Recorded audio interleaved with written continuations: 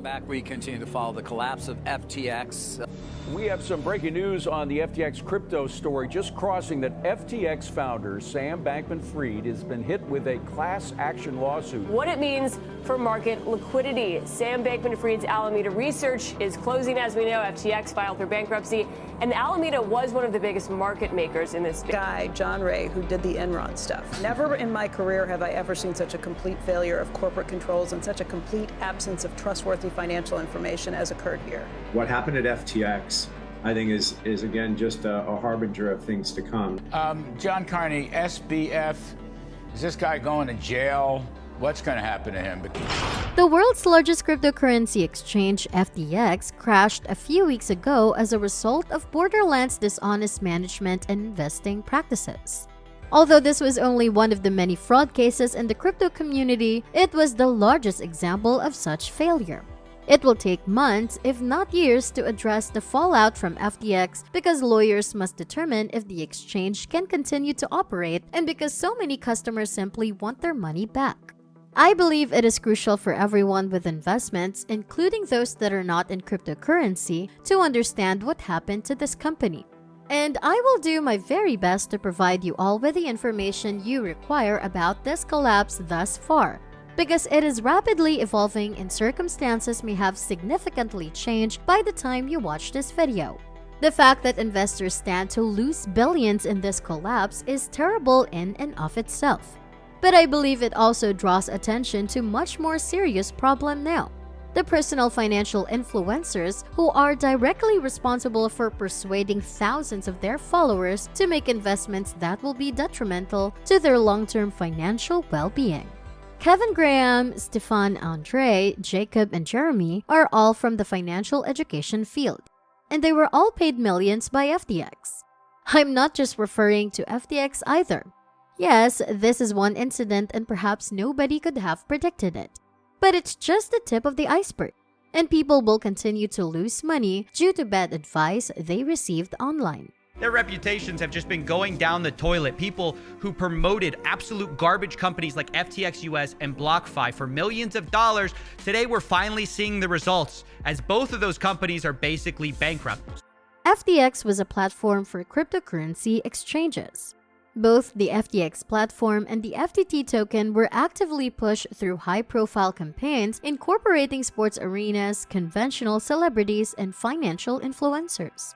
The company's founder and CEO, Sam Bankman-Fried, or SBF, received a lot of attention because he advertised himself as a kind billionaire who wore wartime attire and drove an ancient car. Apparently, people considered that unique enough to make a big deal out of it, forgetting that the majority of billionaires in the world drive ancient cars and wear ragged clothes. In any case, it's not particularly noteworthy. Alameda Research, a purported quantitative-based hedge fund that would trade cryptocurrencies, was the company behind FTX and the FTT coin. As best as analysts can determine right now, their quantitative trading approach involved purchasing a variety of cryptocurrencies in the hopes that their value would increase. Caroline Ellison, 28 years old and employed at Jane Street, was given the responsibility of managing this hedge fund. In an interview, she famously claimed that her trading approach didn't need much arithmetic. Without math, a quantitative hedge fund would be like McDonald's without the hamburgers. It wouldn't make sense at all. Alameda Research started losing significant sums of money in 2022, owing it to the collapse in the pricing of the majority of cryptocurrencies. These losses were replaced by huge loans provided by FTX, using their own tokens as security. This is similar to a business using its own stock as security for a margin loan. And there is a clear reason why this is not typically permitted. If you are SBF and you are in control of both the lender and the borrower, you don't have to worry about following business traditions because its share price will automatically decline, undermining the value of the collateral that the loan was originally secured against. This house of cards eventually came tumbling down as the main rival of FTX, Binance, reduced some of the platform's capacity to fulfill withdrawals. A doubt that was amply supported by the fact that the majority of their customary summer deposits were being used to salvage the failing Alameda hedge fund. If you want a more technical explanation, I highly recommend Patrick Boyle's 26-minute analysis. The role that personal financial influencers had in pushing FTX to their audience, who watched them because they valued their advice, is one of the main issues that this crash brought to light. If you haven't been following the stories too carefully, the community is essentially split into two camps, with the influencers who accepted the sponsorship on one side arguing that since BlackRock and Stephen Curry fell for FTX, they should be able to do the same. On the other hand, there are some like CoffeeZilla who criticized them for costing their viewers billions of dollars while making millions of dollars in advertising revenue for themselves. Giving sound financial advice to such a large audience is unfeasible, especially when the majority of the prominent figures in the industry lack any financial expertise. All of this is unrelated to the ongoing discussion of finance on the internet between Graham, Kevin, and Andre, who were once real estate brokers and a magician. Everyone should be able to express their opinions. However, if you pay close attention, you will see that more qualified creators exist, such as Richard at the Plain Bagel, a CFA-certified investment analyst. We also have the likes of Ben Felix, a portfolio manager. They refrain from giving financial advice to an audience that size because they understand that doing so would be counterproductive. I believe the decision to not offer wild speculative advice is what causes their following to be substantially lower than these more fascinating personalities, since their content is less exciting than learning how to leverage the 2023 recession to get rich or how to safely invest $10,000. If you ever seek the advice of a real financial planner, you will observe that they spend 90% of their time listening to you about your current financial situation and objectives, and 10% of their time making recommendations.